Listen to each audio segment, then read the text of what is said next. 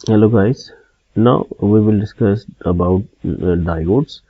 तो power diodes पे जाने से पहले हम डायोड्स को थोड़ा सा रिफ्रेश करेंगे। जो अब तक हमने पढ़ा था, एक कोर्स था, हमने ईडीसी पढ़ा था इससे पहले, इलेक्ट्रॉनिक डिवाइसेस एंड सर्किट्स। तो उसको थोड़ा सा हम फ्रेश करके पावर डायोड्स की तरफ मूव कर जाएंगे। तो when the diode is forward biased, ये आपको पता है कि एक सेमीकंडक्टर की जंक्शन को अगर हम मिलाएं तो एक डायोड बनता है।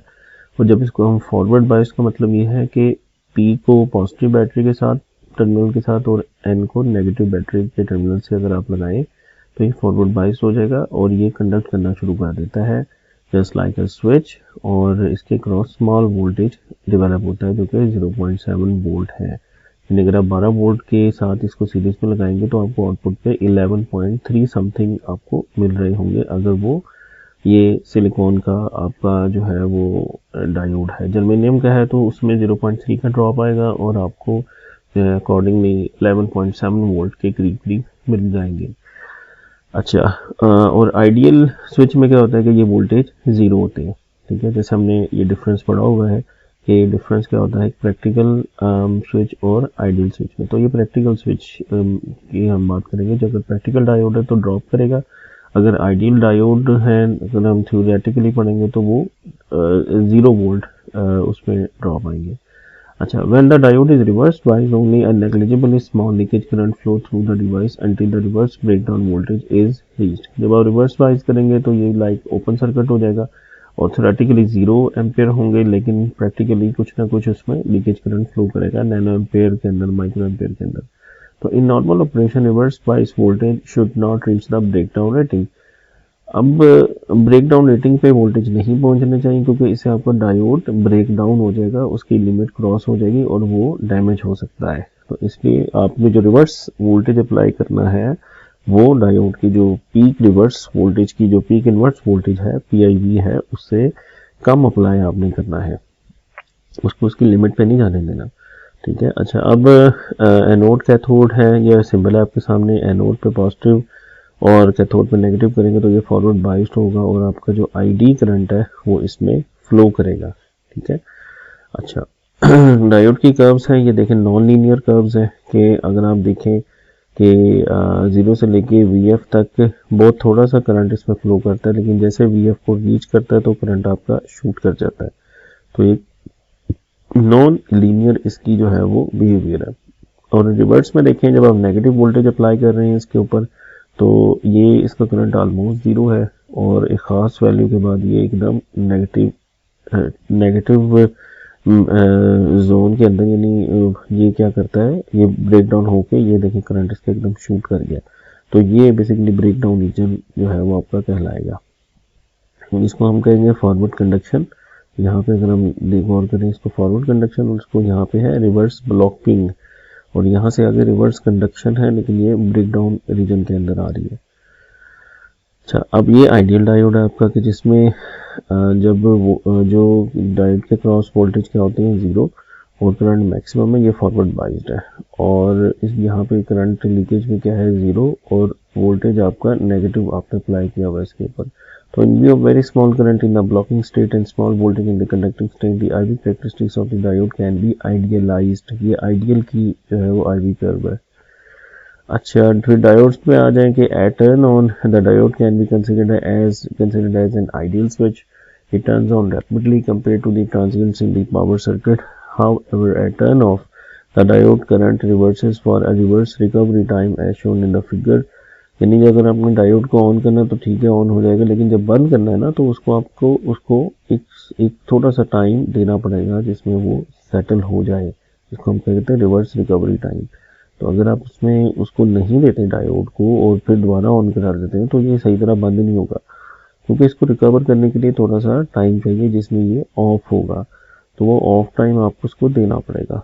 ठीक है। The reverse recovery current can lead to over voltage in inductive circuits. तो इससे ये आपके ओवर वोल्टेज का फिनोमेनन पैदा होता है आपके इंडक्टिव सर्किट्स के अंदर स्पेशली। थोड़ा सा इसका मैथमेटिक्स देखते हैं। Following figure shows a diode with RC load. अभी आपका सोर्स है, बैटरी है वीएस डीसी, स्विच लगा हुआ है, S1 एक लगा हुआ है, उसके बाद डायोड लगा हुआ है, फिर आपका आरसी सर्किट है। ठीक है। आर के क्रॉस वोल्टेज है वीआर और सी के क्रॉस वोल्टेज है वीसी। अच्छा, अब ये बेसिकली क्या है, आप यूँ समझें कैपेसिटर का चार्जिंग और डिस्चार्जिंग सर्किट आप कह सकते हैं इसको। चार्जिंग सर्किट है बेसिकली ना ये। तो जब आप स्विच को ओपन करेंगे तो इसमें करंट फ्लो नहीं करेगा, लेकिन जैसे आप स्विच को क्लोज करेंगे तो आपको डायोड जो है वो पॉजिटिव टर्मिनल की वजह से फॉरवर्ड बाइस्ड हो जाएगा और करंट आपका गुजरना शुरू हो जाएगा आरसी में से। अच्छा, अब शुरू में देखें कि कैपेसिटर पे वोल्टेज क्या होंगे। आप अज्यूम करेंगे डिस्चार्ज ऑफ, तो ये 0 वोल्ट होंगे इसकी क्रॉस में।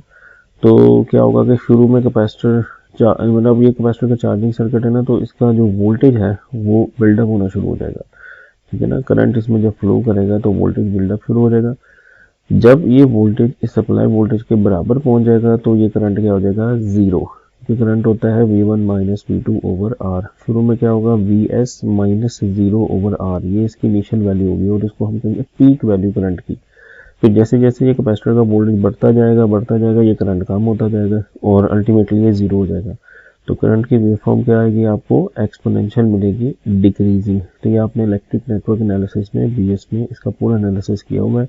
आप इसको लैप्लेस ट्रांसफॉर्म से भी हल कर सकते हैं, या आप इसमें जो आपका जो रेगुलर इसको जो है वो बना के डिफरेंशियल इक्वेशन बना के इसको सॉल्व कर सकते हैं। अच्छा, तो अब उसके बाद आता है मतलब लैप्लेस आप इस डिफरेंशियल पे लगाएंगे, डिफरेंशियल इक्वेशन बना के उसको या तो आप ओडी के मेथड से कर लें या उस पर लैप्लेस लगा दें। अच्छा, अब इस पे पहले लगाते हैं जी, इसकी इक्वेशन बनाते हैं सर्किट की। किरचॉफ के वोल्टेज लॉ के मुताबिक V S is equal to V R plus V C. ठीक है, when the switch S1 is close at t is equal to 0, charging current that flows through the capacitor is found from this. तो V C क्या होता है, 1 over C integration of I D T. तो I की value क्या है, V S over R e की power minus T over R C. R C क्या है, टाइम कांस्टेंट। ये सारी डेरिवेशन आपने की हुई है, ये अभी हमने डिस्कस भी किया था। ये आई जो है शुरू में मैक्सिमम होगा, टी जीरो पे क्या होगा, maximum V S over R, और टी इन्फिनिटी पे क्या हो जाएगा, जीरो। अच्छा, अब ये देखिए उसकी वेवफॉर्म भी इसने शो किया कि करंट की वेवफॉर्म डिकेइंग वेवफॉर्म है और वोल्टेज की वेवफॉर्म इंक्रीजिंग वेवफॉर्म है, चार्जिंग वेवफॉर्म है, और एक टाइम कांस्टेंट क्या है जिसमें 0.632 टाइम्स ऑफ वी एस आपको वोल्टेज मिलता है। जैसे अगर 10 वोल्ट है तो यहाँ पे 6.32 वोल्ट होंगे जितने टाइम के बाद, उसको हम 1 टाइम कांस्टेंट कहेंगे, 1 टॉ।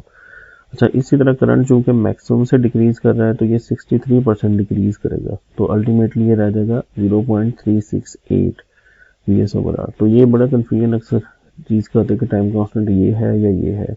तो बेसिकली दोनों सेम है। इसका रेफरेंस 0 से है तो ये 0 से 63.2% है। इसका जो इनिशियल रेफरेंस है वो 100% है, उससे 63% अगर डिस्चार्ज होगा तो 37% आ जाएगा, यानी 36.8%। ठीक है, तो ये दोनों वन टाइम कांस्टेंट की सही डेफिनेशन है। अच्छा, और इसके बाद ये तो था आर सी का सर्किट। अब हम बात करते हैं आर एल का सर्किट। ठीक है, तो अगर ये हमारे पास रेजिस्टेंस है, इंडक्टर लगी हुई है, और अब अगर आप स्विच को क्लोज कर देंगे तो क्या होगा, अब इंडक्टर की चार्जिंग शुरू हो जाएगी। अच्छा, अब शुरू में देखें कि इंडक्टर पे हम अज्यूम करते हैं कि करंट जीरो है। तो अगर जीरो करंट हो तो वो ओपन सर्किट होता है। ठीक है, ओपन सर्किट होता है तो करंट क्या होगा, इनिशियली जीरो होगा, और आहिस्ता आहिस्ता इंडक्टर चार्ज होना शुरू हो जाएगा और इसके क्रॉस क्या होगा कि वोल्टेज बिल्ड होगा। और यानी शुरू में अगर हम देखें, शुरू में करंट जीरो होगा, with the passage of time current अपनी मैक्सिमम वैल्यू को रीच करेगा, यानी ये राइजिंग एक्सपोनेंशियल होगा, यानी 1 माइनस ई के पावर माइनस टी ओवर टॉ, इस तरह से करंट आएगा। और इसमें दूसरा क्या है, इसमें मतलब करंट की ये इक्वेशन होगी। और इंडक्टर का वोल्टेज देखें, इंडक्टर के क्रॉस शुरू में क्या वोल्टेज आएंगे, शुरू में वोल्टेज मैक्सिमम आएंगे इंडक्टर के क्रॉस वी एस, जो कि आहिस्ता आहिस्ता क्या हो जाएगा, जीरो। क्योंकि जीरो का मतलब है कि जब इंडक्टर आपका फुली चार्ज हो जाएगा, शॉर्ट हो जाएगा। तो इसमें आप देखें V S is equal to V L plus V R. V L कितना है, L D I by D T, plus V R कितना है, आर आई। अच्छा, अब देखें ये फार्मूला बन गया इसका, V S is equal to L D I by D T plus R I. और करंट का फार्मूला क्या फिर बन रहा है इसमें, मैंने आपको एनालाइज करके बताया, V S over R into 1 minus e पर माइनस टी ओवर टॉ। अच्छा, इसमें टॉ होता है एल ओवर आर, इसको टॉ कहते हैं एल ओवर आर, तो इसलिए जब ये ऊपर चला गया टी ओवर टॉ है ना, तो ये आर ओवर एल हो जाएगा। अच्छा जी, इसमें जनाब कर्व इस तरह से बनेंगे कि वोल्टेज आपका डिकेइंग है और करंट आपका राइजिंग है। ये देखिए tau is equal to L over R, नीचे से 0.632 और ऊपर से 0.368। ठीक है, अच्छा, अब इसमें देखें the wave form shows when t much greater than capital T the voltage across the inductor tends to be zero and its current reaches the maximum value. If an attempt is made to open S1, energy stored in the inductor जो कि 0.5 Li square will be transformed into high reverse voltage across the diode and switch.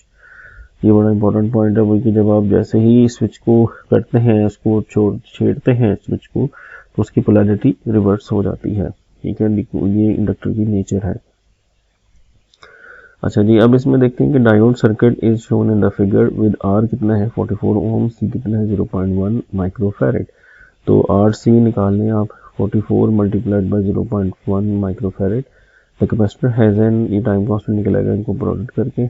अच्छा, the capacitor has an initial voltage कितना है 220 volt. If S1 is closed at t is equal to 0, determine peak diode current, energy dissipated in resistor और capacitor voltage at t is equal to 2 microsecond. तो इसमें आप देखें कि अच्छा circuit जरा गौर करें, सर्किट कैसा है. ये सर्किट में सप्लाई नहीं है, ये है सर कैपेसिटर का डिस्चार्जिंग सर्किट. क्योंकि अगर आप इसको स्विच को क्लोज करेंगे ना, तो ये इस पे ये कैपेसिटर आपका चार्ज है. वी नॉट कितना है 220 वोल्ट पे आपको चार्ज मिला है कैपेसिटर. तो अगर आप स्विच को क्लोज करेंगे तो क्या होगा, इस पॉजिटिव वैसे फॉरवर्ड बाइस्ड होगा, तो करंट यूं फ्लो करेगा. ठीक है, डिस्चार्ज होगा कैपेसिटर. तो इसमें आप देखें जैसे स्विच क्लोज करेंगे तो करंट मैक्सिमम होगा. ठीक है, कितना होगा, ये होगा आपका वी नॉट ओवर आर. यहाँ पे जीरो हो जाएगा ना, ये zero, V naught minus zero over R, और डिके करेगा. और यानी जो आपका ये जो करंट है, ठीक है, तो इसमें देखते हैं पीक डायोड करंट क्या होगा, वी नॉट ओवर आर. यानी वी नॉट कितना आपका 220 डिवाइडेड बाई 44 ओम, ये आपका पीक डायोड करंट निकल आएगा. रेजिस्टर में एनर्जी कितनी डिसिपेट होगी, वो जितनी कैपेसिटर में होगी उतनी डिसिपेट होगी. वो कितनी होगी 1/2 CV नॉट स्क्वायर. ठीक है, और कैपेसिटर का voltage T is equal to 2 microsecond. अब कैपेसिटर का भी अगर आप देखें वोल्टेज कैसा होगा, डिकेइंग वोल्टेज होगा. तो वो क्या होगा, V is equal to V not e की power minus T over tau. तो उसमें आप टी पुट कर दें उस फार्मूले में, तो वो कैपेसिटर का वोल्टेज निकल आएगा आपके पास. दोनों डिकेइंग आपके पास ग्राफ्स आ रहे हैं इसमें. अगर आप देखें करंट का भी डिकेइंग है और वोल्टेज का भी डिकेइंग, बिकॉज ये डिस्चार्जिंग सर्किट है. ठीक है, तो ये देखिए पीक डायोड करंट आ गया आपका 22 two 20 over 44 5 ampere, huge current. ठीक है, अच्छा उसके बाद energy dissipated half C naught square joules में आ गई आपके पास. इतनी बेसिकली आपके हो गई है 2.42 मिली जूल. कैपेसिटर का वोल्टेज 2 आर सी का है 4.4 माइक्रो सेकेंड. तो V C is equal to V not e के power minus T over tau. T कितना 2 माइक्रो ओवर टॉ कितना 4.4 माइक्रो. तो ये इसको कैलकुलेट करें तो ये आपका आ जाएगा 139.64 वोल्ट. अच्छा, अब फ्री व्हीलिंग डायोड ये बड़ा इंटरेस्टिंग कॉन्सेप्ट है. इसमें ये जो अगर आपका इंडक्टर आ रहा है लोड के अंदर, तो आपको पता है कि इसमें इंडक्टर किक का फिनोमिनन होता है.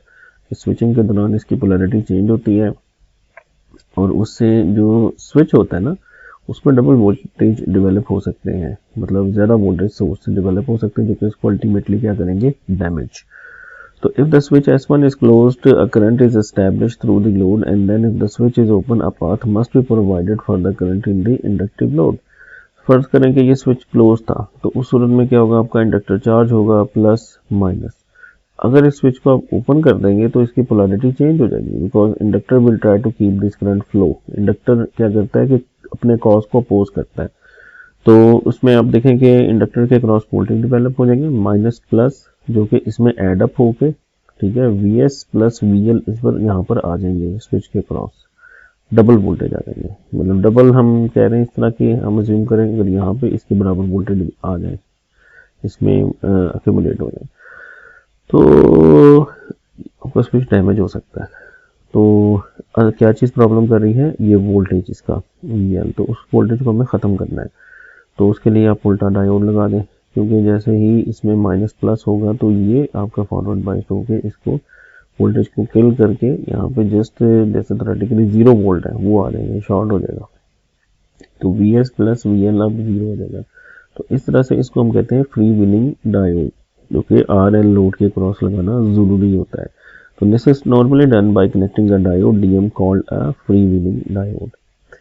तो the current operation is divided into two modes. Mode 1 begins when the switch is closed. During this mode the current voltage relation is this. यानी अब जब स्विच क्लोज किया था तो ये आपका करंट क्या करता है, राइजिंग की तरफ जाता है, जो हम पहले भी देख चुके हैं. आई क्या है, V S over R maximum value, ये इसकी है maximum value, but it is 1 minus equal minus T over tau. यानी जब टी जीरो होगा तो 1 से कैंसिल होगा, फिर जीरो आ जाएगा, और जब आप टी इन्फिनिटी हो जाएगा, ये जीरो हो जाएगा, तो ये मैक्सिमम वैल्यू आ जाएगी. इसको हम कहेंगे चार्जिंग करंट.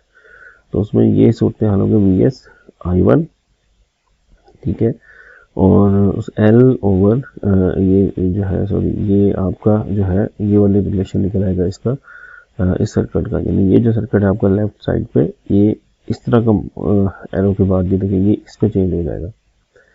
और दूसरे ऑपरेशन में क्या होगा कि जब स्विच ओपन होगा तो पोलैरिटी रिवर्स हो जाएगी. अब ये इंडक्टर शॉर्ट हो जाएगा आपका एल आर और ये आई टू, ठीक है. और आई टू क्या होगा, सिंपल ये डिकेइंग होगा. इसमें अगर हम इसकी इक्वेशन बना लें, ठीक है, the mode 2 starts when the S1 is open and the load current starts to flow through the DM. तो सूरत में क्या हो जाएगा कि 0 वोल्ट KVL लगा लें, it's equal to L di2/dt plus RI2. तो उसको अगर आप सॉल्व करें तो सिंपल सा निकला था, I1 equal minus T over tau minus T R over L. तो ये जनाब आपका है इसकी वेवफॉर्म करंट की, कि ये करंट है I1 और ये करंट है I2, ठीक है. ये I1 है, ठीक है, आपका जो करंट है, ठीक है, और ये आपका करंट क्या आ जाएगा I2 T2 के लिए. यानी शुरू में आपका जो है वो ये करंट है, ठीक है, I1, और सेकंड हाफ में आपका ये I2 ये बन जाता है I2. यानी बेसिकली लोड करंट की बात हो रही है. ये लोड करंट का प्रोफाइल है. ये देखें लोड करंट का प्रोफाइल इस तरह का है आपके सामने. अब यहाँ पे एक होता है कॉन्सेप्ट आता है कंटिन्यूस कंडक्शन मोड और डिसकंटिन्यूस कंडक्शन मोड. अब जैसे देखें ये करंट आपका जीरो हो गया. अब अगर अगला साइकिल भी यहीं से शुरू होगा तो ये आपका चूंकि करंट जीरो हो रहा है ना, तो उसको हम कहेंगे discontinuous conduction mode. Continuous conduction mode ये होता है कि जिसमें इंडक्टेंस बहुत हाई होती है और ये करंट आपका फुल जीरो नहीं होता. मतलब ये आपका करंट जो है वो थोड़ा सा अभी रह जाता है तो दोबारा चार्जिंग शुरू हो जाती है. तो इसको हम कहते हैं कंटिन्यूस कंडक्शन मोड, कि आपका करंट कंटिन्यूस होता है. इस केस में ये डिसकंटिन्यू हो जाएगा. यहाँ पे ना अगर आप देखें जीरो हो गया तो उसका मतलब है ये डिसकंटिन्यू हो गया. ये आगे चीज़ें आ रही हैं, उसमें हम डिटेल में देखेंगे इसको इंशाल्लाह. अच्छा जी, इसके बाद आते हैं line frequency diode rectifier. Line frequency से क्या मुराद है, लाइन फ्रीक्वेंसी होती है आपकी जो वापडा की जो पावर लाइन की फ्रीक्वेंसी है, जो कि 50 हर्ट्ज है. In most power electronic systems the power input is in the form of 50 hertz और 60 hertz sine wave, 60 for the US sine wave AC voltage. The general trend is to use inexpensive diode rectifier is to convert AC into DC in an uncontrolled manner. तो ये uncontrolled होता है, means के जब इसके note को positive मिलता है कि थोड़ा को नेगेटिव मिलता है तो ये शूट कर जाता है. मतलब ये फॉरवर्ड बाइस्ड हो जाता है, हम इसको कंट्रोल नहीं कर सकते, ठीक है, जैसे कि हम थायरिस्टर में कर सकते हैं. अब सिंगल फेज है, ये आगे हम डिटेल में भी पढ़ेंगे, अनकंट्रोल रेक्टिफायर, कंट्रोल रेक्टिफायर. तो जस्ट आपको एक रिकॉल करवा रहे हैं कि जो पुराना आपने इलेक्ट्रॉनिक्स का नॉलेज पढ़ा वो आपको ज़रा फ्रेश हो जाए ताकि आपको यहाँ पे अप्लाई करने में आसानी रहे. अच्छा, उसके बाद ये है आपका ट्रांसफार्मर है. उसके बाद स्टेप डाउन किया आपने वोल्टेज को, जो कि V S into V M sine of omega T बन गया, और ये डायोड है D1 और ये है R, ठीक है. ये single phase half wave rectifier का सर्किट है, क्योंकि इसमें पॉजिटिव साइकिल में ये कंडक्ट करेगा, नेगेटिव में ये कट ऑफ करा देगा, आगे कुछ भी नहीं आपको आएगा. तो आधी वेव आपकी ज़ाया हो जाएगी. तो उसकी एफिशिएंसी बहुत कम होती है. ये बहुत पुअर यानी लेस एफिशिएंट जिसको कहते हैं ना कि रेक्टिफायर है. तो ये इसकी वेवफॉर्म्स आप देख लें कि बेसिकली सोर्स है आपका, सोर्स की ये वेवफॉर्म्स बहुत इंपॉर्टेंट है क्योंकि इसमें आपका जो सर्किट डायग्राम, फिर उसकी मैथमेटिकल मॉडलिंग, और फिर देन उसकी वेवफॉर्म, और फाइनली उसकी एक्सप्लेनेशन. यानी ये 4 स्टेप्स होंगे नॉर्मली. एक जो न्यूमेरिकल होगा, ये एग्जाम क्वेश्चन होगा, waveform, circuit diagram, waveform, mathematical modelling और उसकी एक्सप्लेनेशन. अच्छा, तो हम ये देखें साइन वेव सोर्स है यहाँ पर आ रहा है आपके पास एक, ठीक है. उसके बाद ये पॉजिटिव साइकिल में कंडक्ट करेगा, नेगेटिव में ये रिवर्स बाइस हो जाएगा. तो इसमें देखें ये VL है, वोल्टेज अक्रॉस दी लोड, ठीक है. अच्छा, उसके बाद करंट क्या होगा, करंट जो है वो इसमें VM ओवर R, ठीक है, इस रेजिस्टेंस से डिवाइड कर लेंगे, इज इक्वल टू IR. और डायोड के क्रॉस वोल्टेज जो है अगर हम देखेंगे, ये डायोड है, इसके क्रॉस वोल्टेज जीरो होंगे, जब ये कंडक्ट कर रहा होगा तो ये देखेंगे जीरो है, आइडियल अगर हम इसको कंसिडर करें। और जब ये रिवर्स बाइस होगा तो उसके क्रॉस क्या आएंगे, सप्लाई वोल्टेज आ जाएंगे। तो देखेंगे सप्लाई वोल्टेज के क्रॉस आ रहे हैं ये ऊपर वाले, ठीक है। Although the output voltage is DC, it is discontinuous and contains harmonics। तो ये जो आपका आउटपुट वोल्टेज होगा ना, ये आपको पता है, ये यूं होगा, फिर जीरो, फिर यूं, तो ये हार्मोनिक्स इसके अंदर पाए जाते हैं। अच्छा जी, each half of the transformer with its associated acts as a half wave rectifier. ये है single phase full wave rectifier. तो ये आपका है इसके साथ सेंटर टैप ट्रांसफार्मर के साथ, ठीक है। ये सेंटर टैप ट्रांसफार्मर के साथ है। डायोड D1 और D2, सिर्फ दो डायोड इसमें लगते हैं, और लेकिन इनका जो पीक इनवर्स वोल्टेज है वो डबल होता है। ये इसका ड्रॉबैक है। मतलब एक फुल ब्रिज वाला होता है ना फुल वेव रेक्टिफायर, और एक ये वाला होता है आपका सेंटर टाइप के साथ। इसमें डायोड दो लगते हैं, फुल ब्रिज में चार लगते हैं, लेकिन इसमें जो दो लगते हैं ना उसका PIV होता है वो डबल होता है। यानी क्योंकि जब ये ऑफ होगा ना डायोड, मतलब एक डायोड आपका कंडक्ट करेगा, जैसे अभी हम देखते हैं कि ये आपने सप्लाई वेव इसको दे दिया। अब पहले हाफ साइकिल में क्या करेगा कि ये आपका D1 कंडक्ट करेगा, ठीक है, और ये आपका रिवर्स बाइस होगा, ओपन होगा। नेगेटिव साइकिल में क्या होगा कि D2 कंडक्ट करेगा और D1 रिवर्स बाइस होगा। तो आपको ये दोनों हाफ जो है वो आपको आपके आउटपुट में मिल जाएंगे। लेकिन जब ये रिवर्स बाइस होगा ना D2, तो इसके क्रॉस क्या होगा, इसके क्रॉस ये वाला वोल्टेज माइनस प्लस, और यहाँ का जो वोल्टेज है माइनस प्लस, जो ये कर रहा होगा कंडक्ट, ठीक है ना, प्लस माइनस ये आ रहा होगा, प्लस माइनस डबल वोल्टेज इसके क्रॉस आएंगे। तो ये देखिए आपको जितनी जो शो हो रहा है -2 VM, ये क्या है, डायोड के क्रॉस वोल्टेज है। तो अगर आप इसमें छोटा डायोड अगर आपने गलती से लगा दिया तो वो आपका इसका PIV इतना ना हुआ तो वो डैमेज हो जाएगा, आपका जो डायोड है वो फायरिंग हो जाएगा। तो ये इसमें एहतियात है कि इसके अंदर जो मतलब आपने डायोड लगाने हैं उनका PIV डबल होना चाहिए। फाइनली आपका जो single phase full wave rectifier है उसमें अगर हम देखें तो ये देखें चार डाले, वही ब्रिज वाला रेक्टिफायर है, बस उसको ज़रा सीधा करके यूँ शो कराया हुआ है, वही चीज़ ही बन रही है, ठीक है। तो पहले साइकिल में क्या होगा कि D1 यहाँ पे पॉजिटिव होगा, नेगेटिव होगा ना, तो ये D1 फॉरवर्ड बाइस्ड होगा और D2 फॉरवर्ड बाइस्ड होगा, तो यूँ आपका सर्किट होगा, ठीक है। और सेकेंड हाफ साइकिल में ये पॉजिटिव ये नेगेटिव है, तो D3 और D4 फॉरवर्ड बाइस्ड होगा। तो सेकेंड सर्किट में माइनस प्लस है तो यूँ जाएगा और D3 और D4 के थ्रू ये कंडक्ट कर जाएगा। अच्छा, यहाँ पे देखिए करंट की डायरेक्शन यूँ ही होगी हर सूरत में। तो ये आपका AC DC में बदल गया, ठीक है। तो इस तरह से ये फुल वेव रेक्टिफायर है। और इसमें जो जब डायोड रिवर्स होता है, जैसे मसलन अब ये कंडक्ट कर रहा है D1 और D2, तो D3 आपका रिवर्स है ना, तो D1 और D2 इसके क्रॉस वोल्टेज कितने आ रहे हैं, वही सप्लाई वाले जो हैं वही आ रहे हैं, ये देखें आप सप्लाई वाले ही आ रहे हैं। तो ये आपको फायदा होगा कि आपका जो PIV है वो इसमें सप्लाई वोल्ट के बराबर होगा नेगेटिव के साथ -VM, ठीक है। तो ये जनाब आपका था, एक आपको रिकॉल करवाया आपका full wave rectifier. Thank you very much for listening.